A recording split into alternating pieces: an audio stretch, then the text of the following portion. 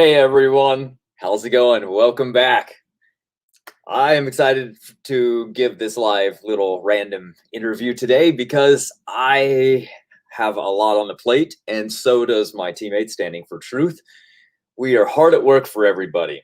What we are doing is huge in scale. We are writing separately books, and these books are a little bit different than usual. Now, what I mean by that is we usually write a book really small and really to the point and try to make them as cheap as possible for people because we want people to have resources, information that they can give their friends, their family, maybe even people they don't know. However, what we really wanted to do with these is come out with something very unique, something very, very fun. And that is Standing for Truth is going to be working specifically on a new book on attacking evolution. This is going to be the new book in itself, the Human Evolution Handbook. And the reason it's taking so long to make is because he is gathering the most up-to-date arguments used by the critics right now. So, sorry, my phone was on. And, hold on one second. All right. And this handbook is going to be really good for anybody that has somebody that's in their family that really believes that evolution is true, or that maybe they have a friend or family member themselves that are Christian but believes in evolution. This handbook is going to take the most up-to-date arguments that are being used and obliterate them. Now, we obviously have multiple covers to choose from, but this is probably because we're going to be choosing a black and white version, a color version, depending on how many pictures there are in the book. And let me just check in the chat, see what's going on. All right, Redefines. Bob Powell, how's it going? Yes, so this book is going to be encompassing all of their best arguments and then refuting them. So we don't want to just straw man and make up arguments and then tell everybody this is what evolution believes and then knock down a straw man. That's not what we're about. We want to know what are the arguments from the critics going to be giving the general public. What do they tell them and what don't they tell them? Because secretly behind the lies is what's really the truth. As you guys know, mutation rates are one of those things. They tell everybody that mitochondrial Eve lived 200,000 years ago, but that's using their own molecular clock, which they created based on evolution being true, because the observable evidence is contrary to that. So this book is going to look predominantly at why do people believe evolution is true? And how do you refute all of those arguments? What is the best they have? What is the best arguments that they have? So, as you're going to see, they don't have very good evidence. They extrapolate back and they believe what they are saying is true. That's a lot different than it actually being true. So this is going to be a really fun one. And the reason it's taking so long and not just coming out next month is because arguments abound in the evolution theory. Remember, evolution doesn't mean one particular thing. They like to pretend it does, change of allele frequency. But that's one aspect of it. That's why when you say, well, what's your best evidence? They say, well, the fossil record. Well, what does that have to do with change of allele frequency over time? That's the assumption that they're going to. See, they don't like to deal with the reality of the observable data. They want to play in the background, and they like to play where everything is subjective. They like low confidence science where they can story tell and nobody can ever tell them the difference, because guess what? It's just a bone in the dirt. You can say anything about it that you want. So they love that kind of evidence. But what we like is the genetic data, what the evidence actually is, what it actually says. And it's just not really looking too good for evolution. And I just want our Christian brothers and sisters to know this. And Team Standing for Truth is all about that, spreading the truth. How can we get the truth to the most people possible by any means necessary? And that is our goal. Now, another thing, real quick, is that we now have storybooks for children, and it's going to be a YouTube channel, and it is going to deal with content of helping infants and toddlers learn how to read lips and sign language and learn how to read with all of those aspects taken together, reading different stories. We're going to have a Christian section dedicated to just that alone. And it's going to focus on books that you guys recommend and books that are already popular. For one of them, for example, is going to be Kent Hovind's book. They came in the mail, and we ordered, I think, 3 of them. And they're quite large, so they're going to be a little bit longer than maybe 10 minutes. But that's how it has to be for little kids. You have to repeat a lot of things. That's how they learn. So remember, it's for the kids. It's not for us. So now we're going to have resources for them as well. And I've uploaded one of those videos. So you guys can take a gander at what we have accomplished already and what there is for little kids as well, so they can learn good stories. And I will play one of those videos now. And it's only about 3.5 minutes. So here we go. Hi, friends. Welcome to Mama's YouTube channel.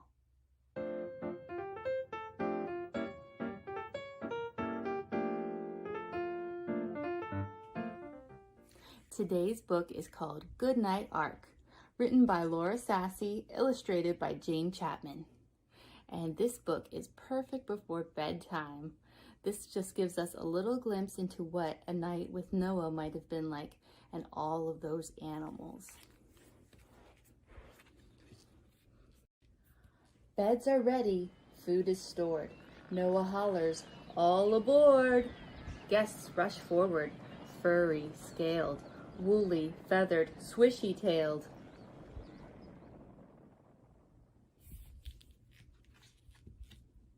Time for bed. It's getting dark. Find your buddy on the ark. 2 by 2 to bed they creep. Noah yawns. It's time to sleep. Then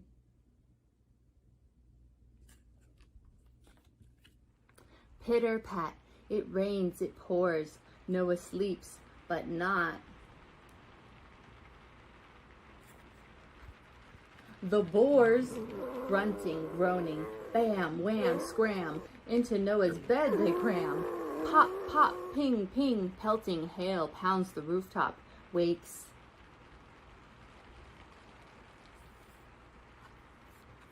The quail, flapping, flying, up they zoom, squee, squee, squawk, to Noah's room. Zip, zing, lightning spooks the sheep. Ah, they run and join the heap.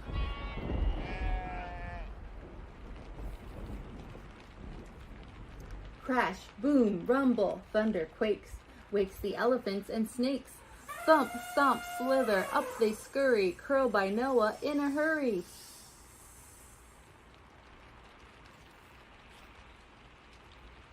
Rain, rain, more rain, arks afloat. Nervous tigers rock the boat. Pouncing, pawing, up they dash, into Noah's bed they crash. Now ark is tipping, tip, slip, slide. Noah wakes up as they glide. Faster, faster, rumble, shake. Watch out, or this bed will break. Snorting nostrils, blaring trunks, tumbling riders startle. Skunks! P.U. Stinky! Fumes are thick. Back to bunks now, double quick.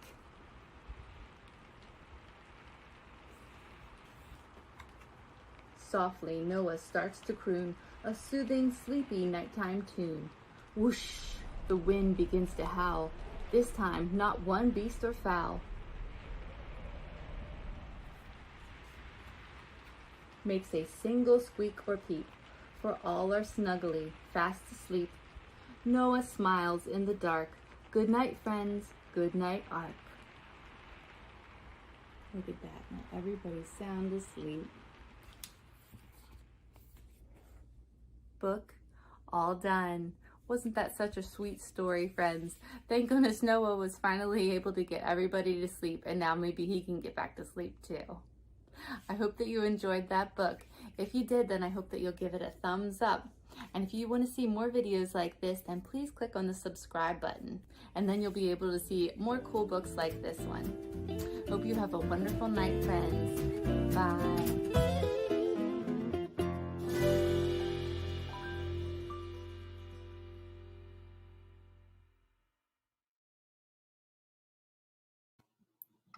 All right, and there we have it. That is one of the samples of the books that we're going to be having, and the link to the description to that channel is down in the description box. And there are about 3 Christian books on there so far, and we will be focusing on just that for the next probably month. So there's going to be a lot more coming up, just so everybody knows.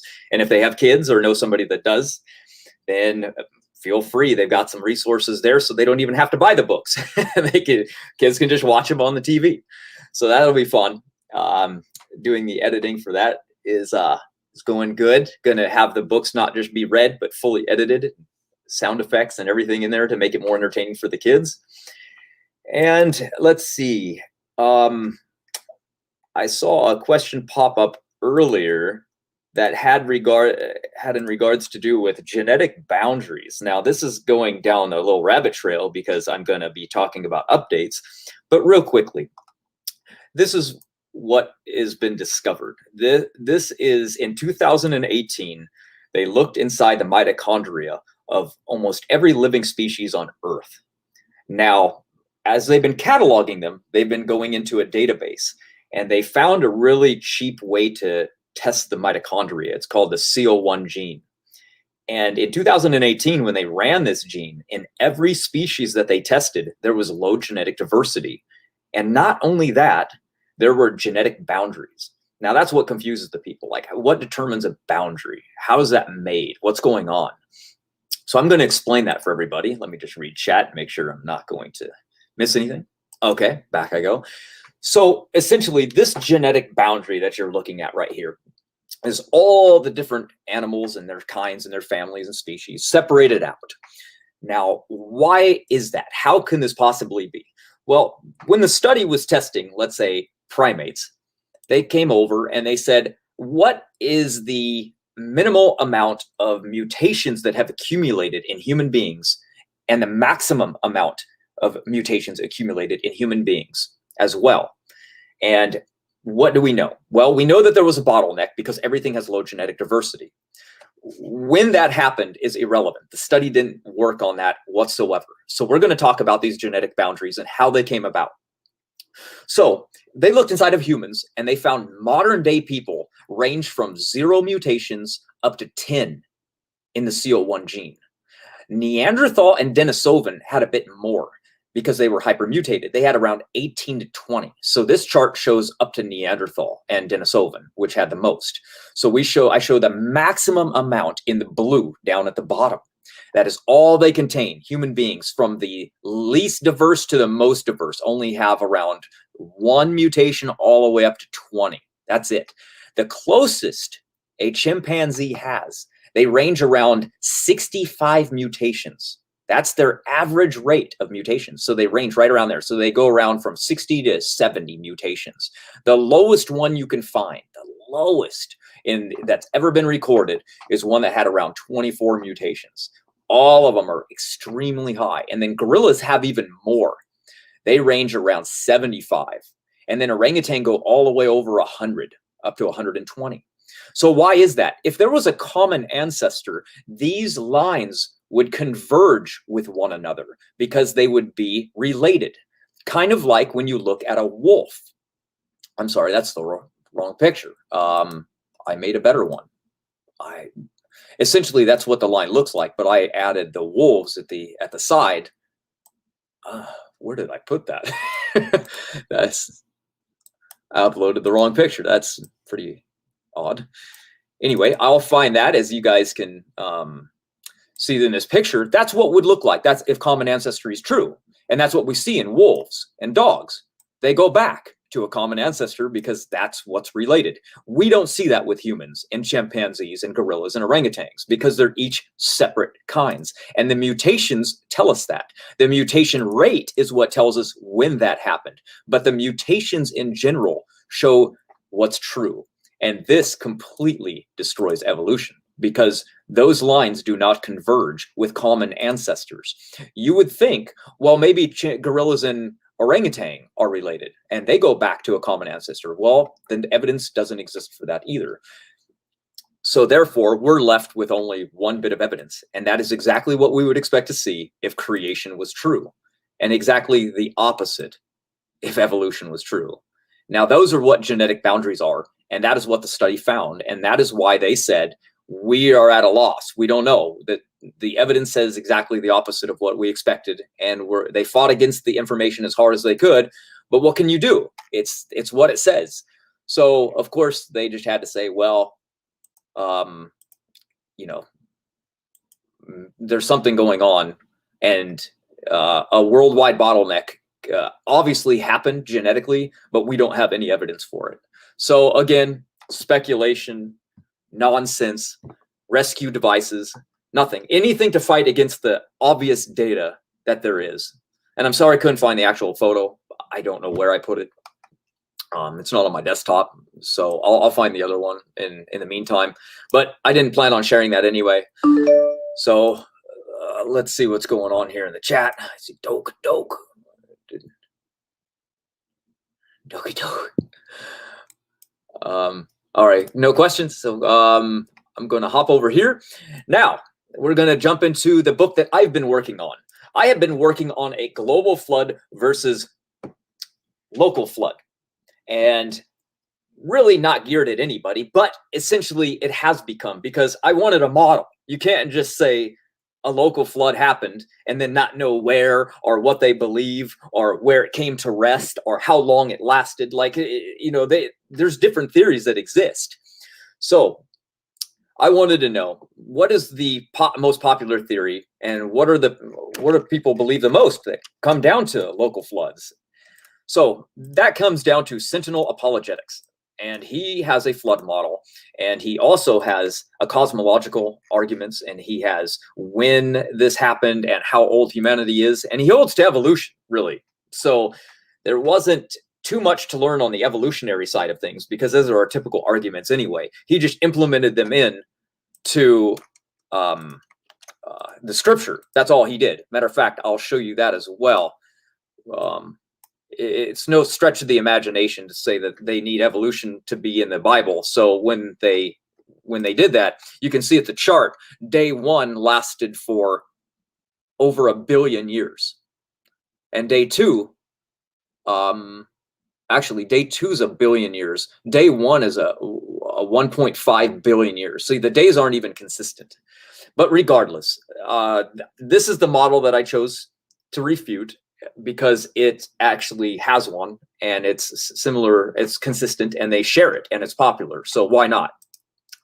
This is his cosmological argument that you're looking at here. This is the ancient Near East ancestor cosmology that he believes all of the people believed, that the earth was flat, and that there was a giant Leviathan creature in the water, that the earth was held up by pillars. You can kind of see the pillars down there.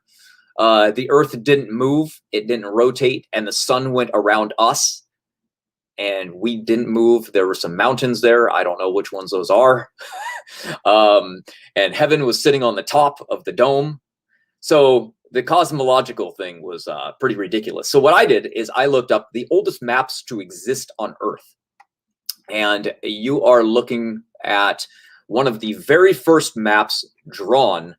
It goes back to 546 BC by Anaxander. Now, he's credited with having the very first world map. Of course, there's other maps, but not of the entire world. So this is one. If you'll notice something by looking at the map, you're looking directly down from the top. Of course, that was what they knew back then, Europe, Asia, and Libya, right? They didn't know about the Americas. So that was an entire, over the ocean away. So of course they didn't know about it. Then we go into the second oldest map in the world. And I uploaded the same picture twice. Hold on one second. You will see a common theme in this next picture, which was made in 476 BC. And again, we see the world from the top looking down. Now, why does this matter? Because when we read in Scripture and we draw maps from Scripture, what would we expect to find looking backwards in time? Do we really see something that looks like this? We actually don't. We actually find something much different. The next pictures that I'm going to show you come from maps that were drawn from the biblical perspective, going back to 1200 BC. This is almost 1,000 years before the first maps. And two of them in the bottom right are actually from the book of Enoch. You will notice something about all of these maps when you can zoom in on them. I have all this in the books, but you'll notice something. At the center, the mountain of Zion, which is called the mountain of God. That's very interesting. And that is my leeway into the book itself. So I started here and deduced if the scriptures are putting the North Pole at the center of the earth in these maps, why and what's going on, and then what happens with territory. Because if you notice in the upper right hand corner, we have a map drawn that was broken off by Noah to his 3 sons, Ham, Shem, and Japheth. And those parts of the world were sectioned off and given to those children as their inheritance forever. The lines never change and they never are altered. And when the generations of those children go into lands that are not their inheritance, they are cursed. So that is very interesting as well. Again, I used the earth as an example of my leeway into how are we going to map the world, and how did the ancients map the world, and why did they know that the earth was round like this, sitting down, coming from the North Pole? What is the significance of the North Pole? Why in the world would they have Mount Zion in the middle of all of these maps? It made no sense to me until I started realizing that Scripture says that the mountain of God resides in the middle of the earth. And therefore, all of the boundaries that go out to Shem, who inherited the sacred grounds, go to the 3 corners of the earth. Shem inherited the Garden of Eden, Mount Zion, and Mount Sinai, the 3 most sacred grounds on earth. So therefore, if he inherited these, can we find them? And yes, we can, because of what he inherited and the maps. So that's what I've been following in my book. I've been going through the entire trajectory of what Noah passed on to Shem and what he inherited and the lands that they got and where each of those places are. And I found them all. So that's really exciting. Now, the next most exciting thing is genetics. Genetics has also proven something extraordinary. Now, you probably all know Dr. Jensen's work from listening to us. He took the Y chromosome and he looked at it from a different perspective. He took the studies that have all been using small sections of the Y chromosome. And what happened is they finally did a large section of high quality DNA from the Y chromosome. And it had 10 million sections that were able to be tested in this region. That's huge. What he discovered was when he ran this mutation rate is that there are 3 mutations in the maternal line handed down every single generation. Now, this is much better than the maternal side. You always hear us talking about the mitochondria mutation rate. That's going back to Eve. And you'll notice this is much harder. You'll get random numbers, a bigger window. And the reason you get a bigger window is because you don't get a full mutation every generation. You might only get a half a mutation every generation. So it's much harder to count. But with the 3 mutations per generation, it's very easy to count. Now, what can we do with this? Well, guess what? Scripture gives the perfect genealogies going back. Now, we also have genealogies, of course, going back outside of Scripture. Like here, for example, this is the British King's List. and it exists to this day, and it follows the lineages of the kings going all the way back to Adam himself. But we don't need to do that anymore because we have genetics, and this mutation rate tells us everything we need to know. And here it is. Here's the chart that I've got for you guys. So from Noah, who would have had 0 mutations, he would have handed 3 down to Shem, and then 3 down to his next kids, Elam, and then we see next generation, Canaan, and then we have 3 more for Salah, and then 3 more for Eber, and then guess what? We would hit around 16 to 19 mutations, if this were true, in the generations of Peleg and Joktan. And guess what we found? 16 mutations, and then an explosion into all the haplogroups we see in the world today from the Tower of Babel. Exactly what we would expect to see if the Bible was true, and this is undeniable evidence. The ancestor to all these haplogroups had 16 mutations. Scriptures tell us specifically how many generations there were till then, and the evidence is in. Game over. Game over, evolution. I don't even know what else to tell you guys. So we have the genetic evidence, we have scripture evidence, we have linguistic evidence, we have genealogy evidence. It's just getting crazy and how much evidence there is now on our side. So I didn't want to spoil too much in the book because I found Garden of Eden. I found exactly where it is. I've drawn out the maps on the inheritance of Shem given directly by Noah to his child. And something interesting about those maps, I kept wondering, I said to myself, how in the world did Noah have the ability to give his 3 sons territories on Earth that he could have never known?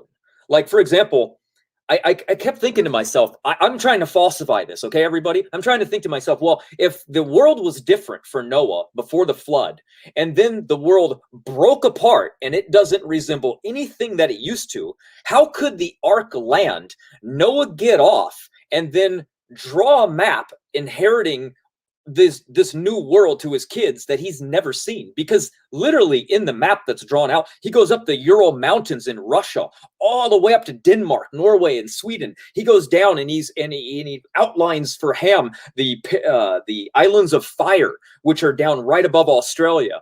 How in the world did he know any of these things even existed if he was, in one part of the world, in one land? And I found the answer, and it wasn't because of him. He wasn't the one that was actually going, well, the world probably looks like this, or maybe it looked like this, or I'm just going to walk up on the hill and look around and then I can draw a map. No. That's not what happened. So I read the story outside of it, and outside of scriptures, I found it in the book of Jubilees. You can find that what happened is Noah was told by God how to split the world, and an angel was present telling him what to draw as far as the map went. So that's very interesting. And Noah didn't give the land to Ham, Shem, and Japheth. No, he actually wrote it down, and then he held it in his chest. It says that he held them in his bosom, and each son pulled from the lot, and they drew their own inheritance out. So it wasn't like Noah had favorites going on with his kids. It was they literally pulled lots, and that determined what lands they inherited. So again, I love digging really deep into this information, and it just keeps getting better and better and stronger for us all the time. And how people can believe in a local flood is beyond me. But what I've done is I've taken their arguments and where they said the ark landed and how long it floated and the reasons why. And what I did is I refuted it with, I'm up to 35 answers to refuting their arguments. I would probably be more, because if we're not going to release these books until October, I have a long time to keep going. And frankly, I'm nearly finished now. So this is going to be really exciting to actually go through and critique and break it all down and make sure that I have the arguments and detailed information as much as I can. So It's really fun. Another weird argument to me is, let me know what you guys think about this. They keep saying that the Sumerian list is more valid than scripture because it's older. How can it be older when the scripture literally tells you that that language didn't even exist until the Tower of Babel? So if it didn't exist until later, why are you going to say that those writings are older? Well, that doesn't even make sense. Either they arose all at the same time, or one is the oldest, and then it went into Babel, and then they exploded, and that one remained. That would mean one language is older than the rest, being probably Paleo-Hebrew, considering that's the oldest texts that have these things in it. And the Sumerians' King's List itself has a plethora of problems in it, like their mathematical system they obviously screwed up in. They have a king reigning for 43,200 years, and he's not even dead yet. So they did the math wrong as well. And then they made a square arc because they translated the word wrong from the Hebrew text, which says it could be a coffin, it could be a box, or it could be something else. So they translated a box rather than coffin, which is the shape that we have in ours, and they messed up. So peculiar to me, as though Christians would have a belief that the Samaria, which is written in scripture as being just a small land to the south, they not only mention the people, but the land and the language itself. They mention all these things, and it says it never existed much outside of that. And then we're going to believe that they were a civilization that predated the scriptures themselves and that we plagiarized them. Get out of here. That's ridiculous. Anyway, I just wanted to share a little bit about the book that I'm working on because I'm spending so much time doing it. And going live right now was more of a spur of the moment thing because the house is quiet right now. And I have to take advantage of that when I can. Don't always get that opportunity. And another really cool thing is the really popular argument of what in the world is gopher wood. Gopher wood has been argued for a really, really long time. And I keep showing things like the International Dictionary of the Old Testament says that it's unknown wood. The Hebrew Aramaic lexicon says it's an unknown species of tree. The Wyndham wrote that the gopher occurs only one time in the Old Testament and the tree's uncertain. In the Greek Septuagint, gopher wood is rendered as squared timber. Anyway, I dug as far deep as I possibly could, and I think I found out what gopher wood is. So that'll be really fun as well. And when this book is done, we're going to do what we're doing right now, and I'm going to go live, and I'm going to do a rundown of the book and everything that I've learned and everything that refutes the local flood. It'll probably have to be a marathon because look at how much I can talk about it right now, and we haven't covered anything. I've literally kept everything cryptic except for the mutation rate that I've wanted to share. So that'll be fun. Anyway, that was really it. I wanted to promote the Standing for Truth, a new book that's coming out. I will flash that on the screen again for everybody. This is going to be it, the Human Evolution Handbook. It will be coming out in probably October. And the reason it's taking so long, again, is because he's gathering the most up-to-date arguments used by the evolutionists and how to refute it. So the book can be handed to somebody that you know or love, and if they believe in evolution, now they don't have to compromise anymore. They don't have to believe this subjective, weak form of science anymore. They can literally hold this book and refute every new argument that there is. Like, well, how come the genetic evidence says that the Africans are older than the other lineages, for example? Well, they're not older. They just have more mutations. And since they have more mutations, the assumption is based on neutral theory that they have more mutations because they've existed longer, because they believe in neutral theory. We know neutral theory is wrong because mutations can happen differently in different groups of people. That's why Parsons discovered that there's more mutations in certain groups of people than there are in others. For example, the Amish people have less mutations. Why? Because they have kids at a later age.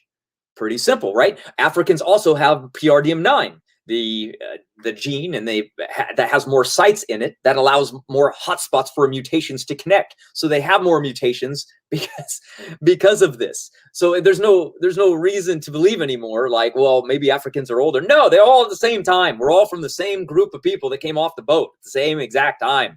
That's it. It's super simple. People are still caught up into this mindset. Well, there's races, and races, where do those come from? We're not. There's no races. That's just, it's made up. We're all related. No matter how much you don't like that information, it doesn't matter what we like. This is science. We just go with it. It's just the way it is. We're related to people that we don't like. So what? Anyway, I want to give a shout out to Brandon, because he is helping huge with these pictures in the book. I mean, he's been saving me all kinds of time, helping me out. So thanks for that, man. It's allowing me to keep writing and keep my focus, because every time I get to a section, I'm like, I need to like take this map and put arrows where I'm talking about, and draw this and explain it. It was taking me longer to make a picture than actually write the book. So that's fun. Found another really cool map with Adam and Eve on it. Goes back 1160 BC, and really crazy. We'll get into that later. I'm just going to scroll through the book real quick and see if there's anything I can share without giving it too much. Sure. Why not right here? So as far as the local flood is concerned, this is what they believe and why. I pulled this directly from the website of Sentinel Apologetics, so that there is no straw manning. It says, I have come to believe that the location of the Garden of Eden and the geographical extent of Noah's flood was situated within the Persian Gulf oasis in the Arabian Peninsula region. So as you can see from looking at this map, the ocean is from the south, is flooding into this region. And that was the cause of Noah's flood. If you can wrap your head around that, not actually having water in it, that would be really good for a visual, because they believe that this is where the local flood event actually occurred and where it actually filled in. And Noah would have been situated to the north part of that region. And some of the water supposedly has been missing as well. I'm going to show you a picture of the extent of the flood as well from that region from above. And yes, they believe that Noah lived in the same place as Adam did. And this is the picture of the minimal extent in the dark blue with the maximum extent in the light blue. And Noah's flood came to rest somewhere to the north of that. And they believe this is where all of human history took place, in this one region, and it was all local, and that there were other humans at the time that lived around the world at this time, but they didn't count. They didn't matter. It was only Adam's lineage that mattered, and that is what they're going for. So I attack this heavily in the book. I use every argument that I can. I use it from scripture, linguistics, genetics, topography, the mountains, the range, the migration patterns, you name it. It's huge. It's like 40 pages just refuting that one thing that they said. So I don't want to be redundant. So I won't be, especially when I talk, but I won't be in the book as well. I might have a conclusion where I wrap everything up, but that's not in there right now. And I have a couple people proofreading it, and they told me that it's kind of hard to follow. So I do have some things to fix. There's that as a problem as well. Matter of fact, it looks like I did make a picture for everybody on the best possible location of where the flood where the ark could have landed for them in regard to the local flood scenario. And here it is.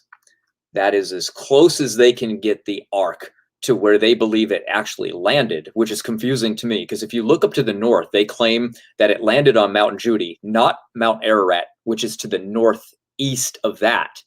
But I don't understand, because if they believe this is the flooded region and this is the maximum extent, then how can the ark be higher than where I put it? The ark, like, what are you going to pick it up with a wind? Did wind throw that sucker 1,000 miles north? I don't understand. I really don't understand that one. So if somebody's listening that believes in the local flood or knows more about the local flood than me, how can the flooded region literally say that it extends to here, yet the ark landed magically on a mountain far more north than that? That is very, very peculiar and makes no logical sense to me whatsoever. So as my mind is still trying to wrap itself around that argument, I move on and just keep going down the list. They also have another weird, strange belief. They believe that animals never change over time. A lion has always been a lion, and it can never become anything but a lion. So that's a unique perspective, because that means that now animals on the ark are species. So I want you to think about that real quick, because if Noah had to bring species on the ark, then they have what they say we have a problem with. It makes no sense. So what I mean by that is, if we go to our flood scenario and we go to the family level, meaning Noah had one type of cat on the ark, and that cat got off and speciated in all the cats that we see, that number brings us to around 1,819. Okay, that's how many animals Noah had to contend with being on the ark.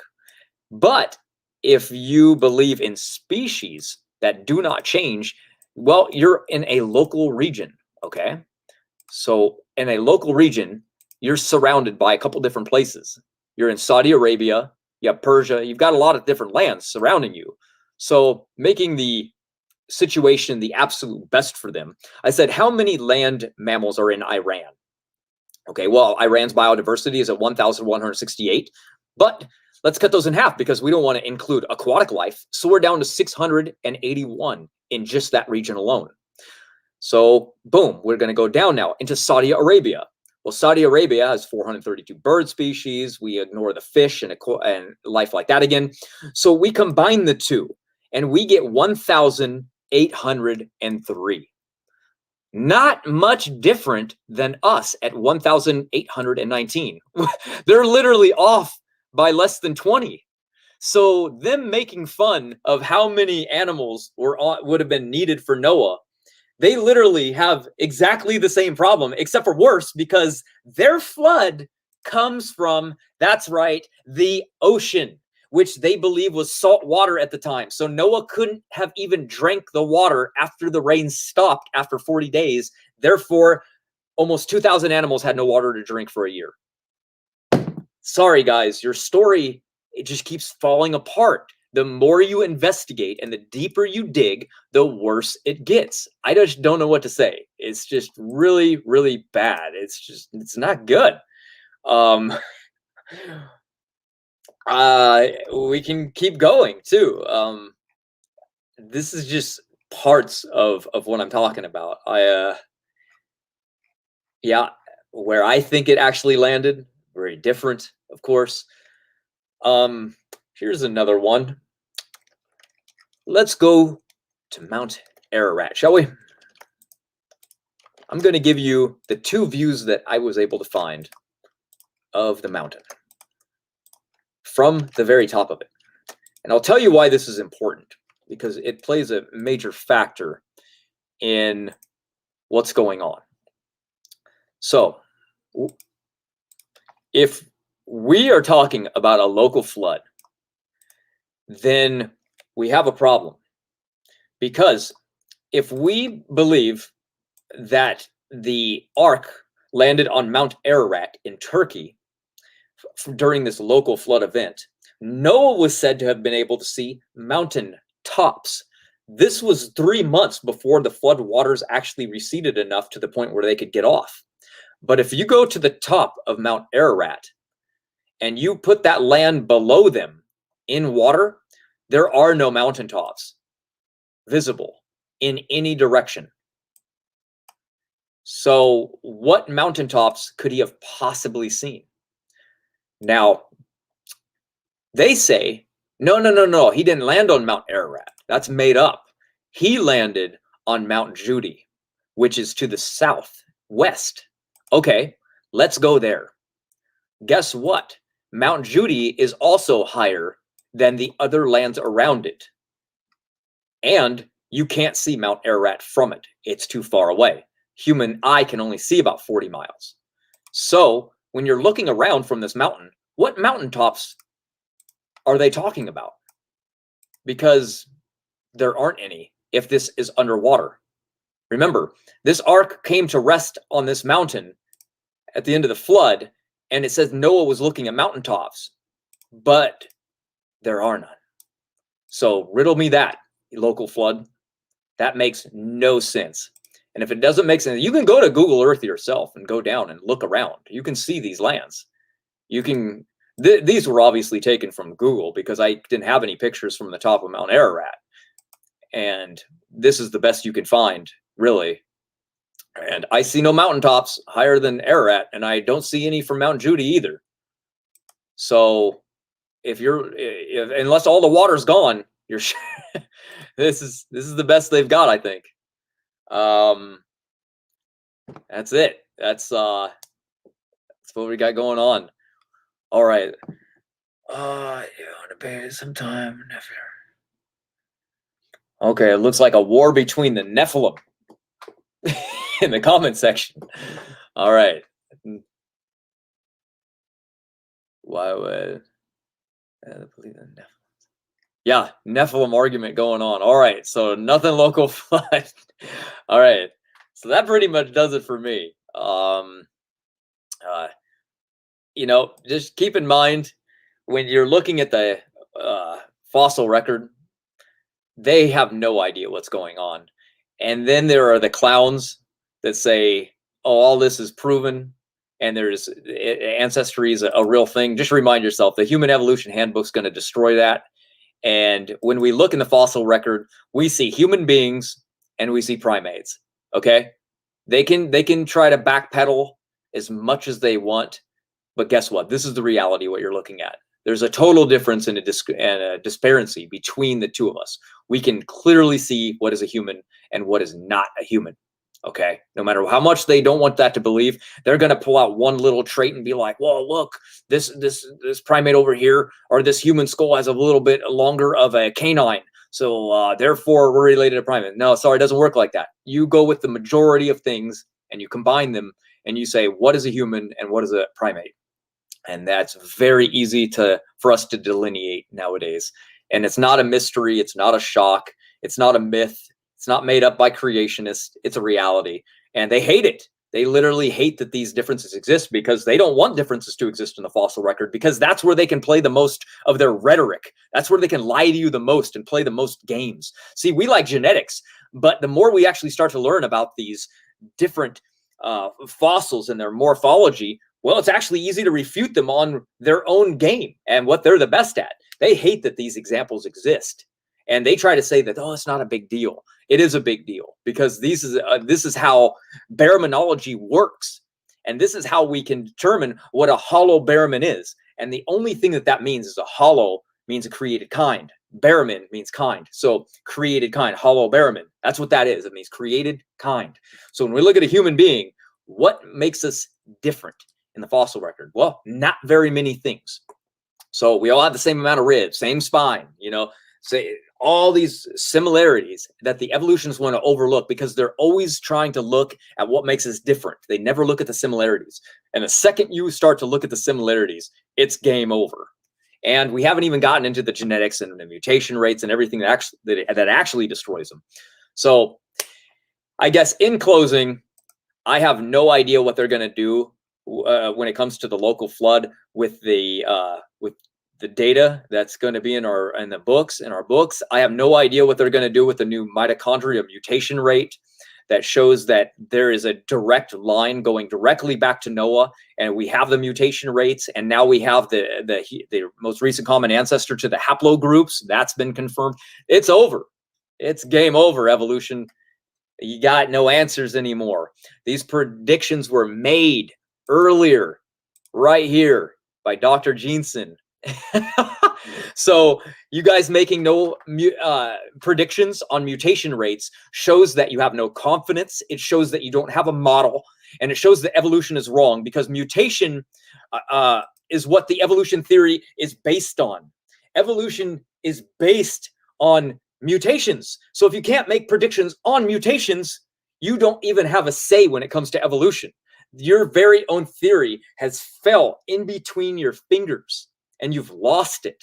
How embarrassing, how detrimental. And you lost it to young earth creationists, the very people you hate the most. How funny is that? It's not even like we discovered aliens were real and you'd be like, whoo, thank God, because I'm sure glad that there's no God and we can just rely on aliens. But the fact that you lost it to young earth creationists, that's just hilarious to me, because we are the ones that you despise the most. And that about does it for me. So anyway, thank you for joining, and I hope that everybody had a good time. As I said, this was random, last minute, and thrown together as quickly as possible, and I still messed up. I still didn't even give you guys the images that I really wanted to share. So did the best I could. Until next time, Batman is out.